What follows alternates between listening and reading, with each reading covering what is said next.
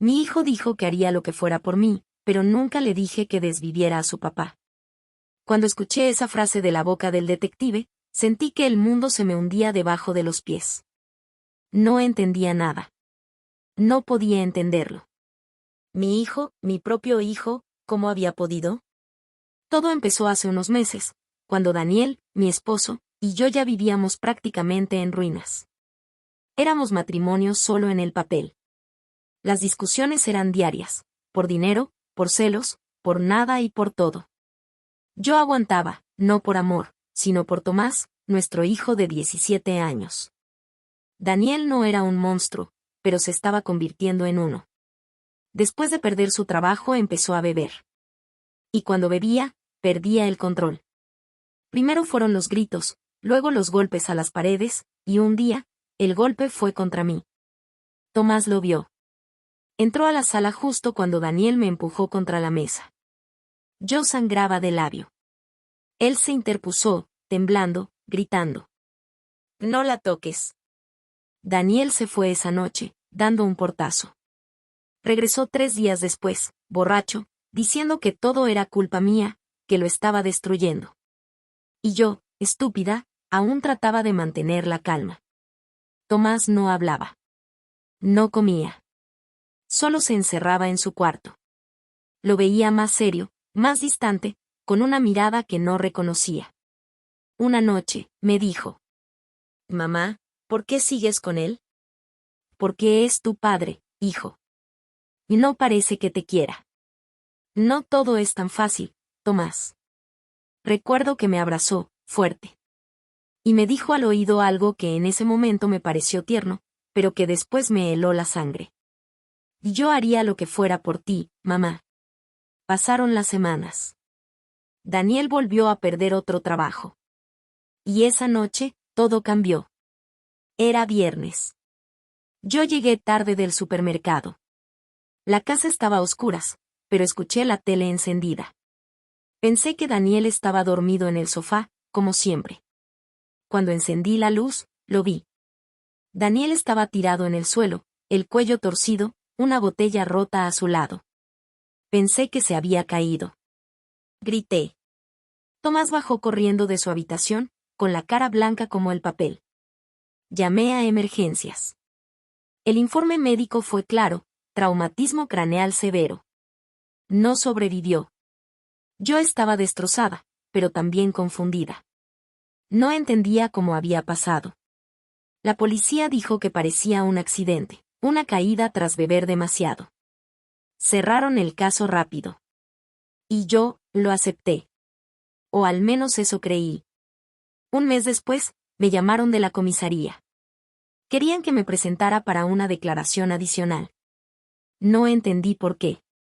Cuando llegué, el detective me ofreció un café. Su tono era amable, pero sus ojos no. «Señora Vega, su hijo ha estado hablando con nosotros». Mi cuerpo se tensó. «¿Y Tomás, qué pasa con él?» El detective suspiró. Sacó una grabadora. «Necesita escuchar esto». Presionó play. Y escuché la voz de mi hijo. Temblorosa. Quebrada. No quería hacerlo, pero él la iba a matar. Mamá estaba en el suelo, llorando. Yo agarré la botella, y se la lancé. Cayó. No se movía. Solo quería que parara. No quería que la lastimara más. No recuerdo qué pasó después. Solo sé que sentí un mareo y me desmayé. Tomás fue internado en un centro de menores. El informe psicológico decía que había actuado en defensa de su madre, que su intención no había sido matar. Aún así, debía cumplir 1 año bajo custodia y terapia intensiva.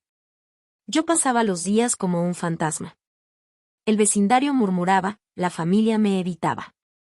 Y yo, encerrada en casa, repasaba cada detalle una y otra vez. ¿Pude evitarlo? ¿Pude irme antes? ¿Pude protegerlo de mí misma y de la violencia que normalicé? El día que pude visitarlo, me temblaban las manos. Tomás me recibió con una sonrisa débil.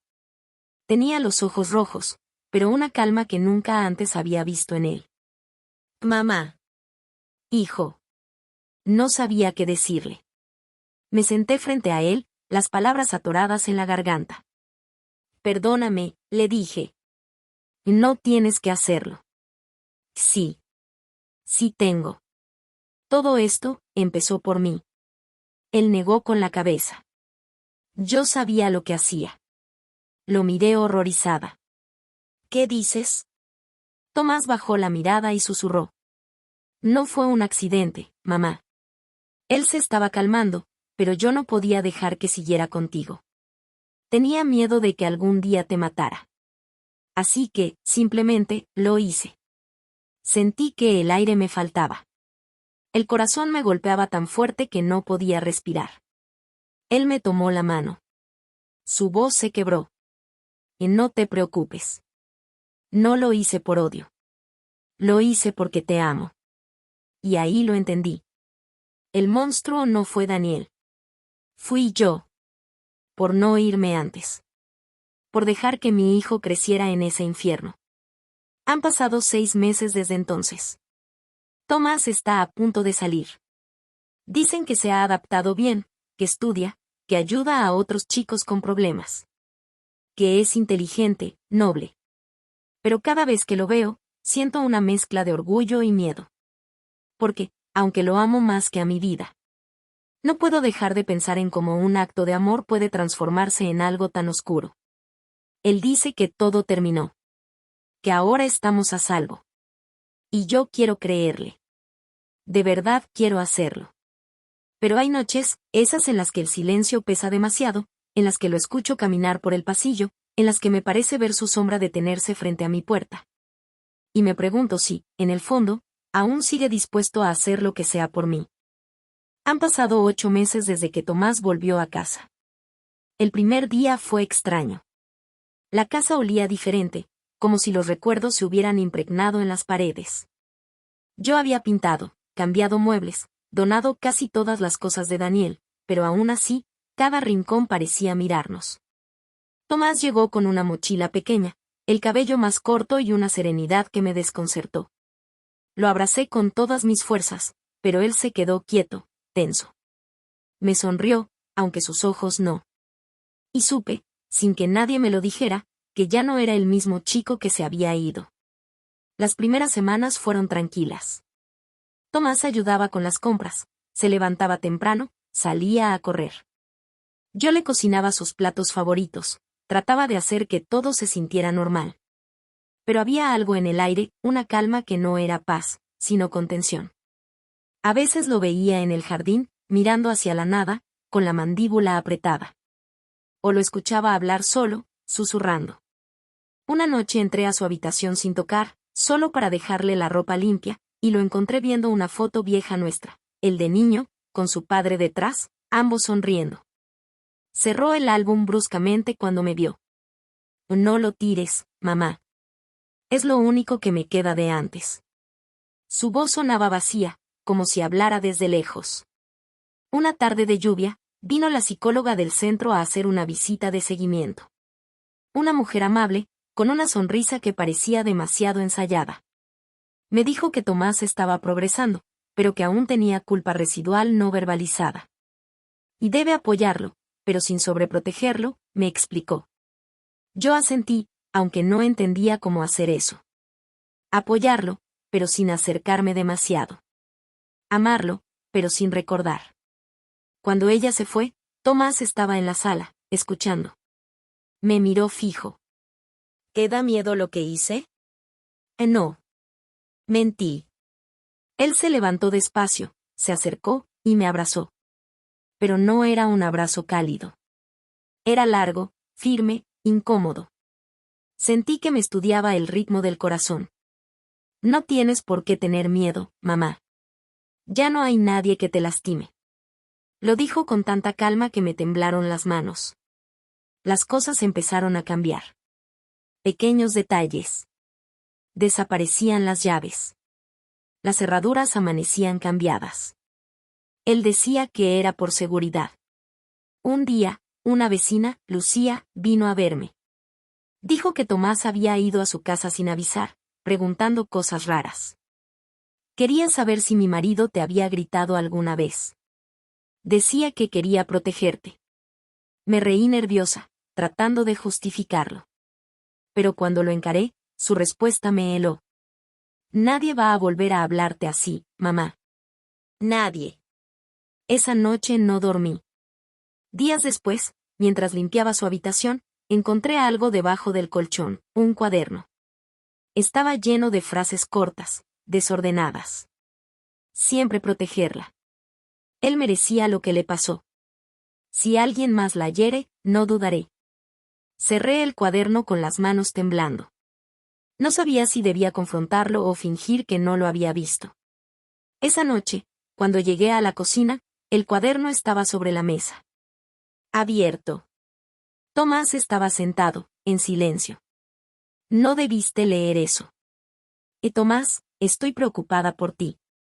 Yo también, mamá. Por ti. Sus palabras fueron suaves, pero su mirada era la misma que vi aquella noche, cuando todo cambió. Han pasado 2 semanas desde entonces. Escribo esto desde mi habitación, con la puerta cerrada. Escucho sus pasos afuera, lentos, constantes. Dice que quiere hablar, pero no sé si abrir. En la mesa tengo una carta de la psicóloga, citándonos para una sesión conjunta. Dice que es importante que retomemos la comunicación, que Tomás necesita entender los límites. Yo la leeré, si tengo la oportunidad. Porque hay algo en su voz últimamente. Un tono protector que ya no suena a amor, sino a posesión. Hace un rato, antes de subir, me dijo desde el pasillo. No te preocupes, mamá. Nunca más nadie te hará daño. Te lo prometí, ¿recuerdas? Y cuando me giré, vi en su mano algo brillante. Una herramienta. Una llave inglesa, quizá. Cerré la puerta.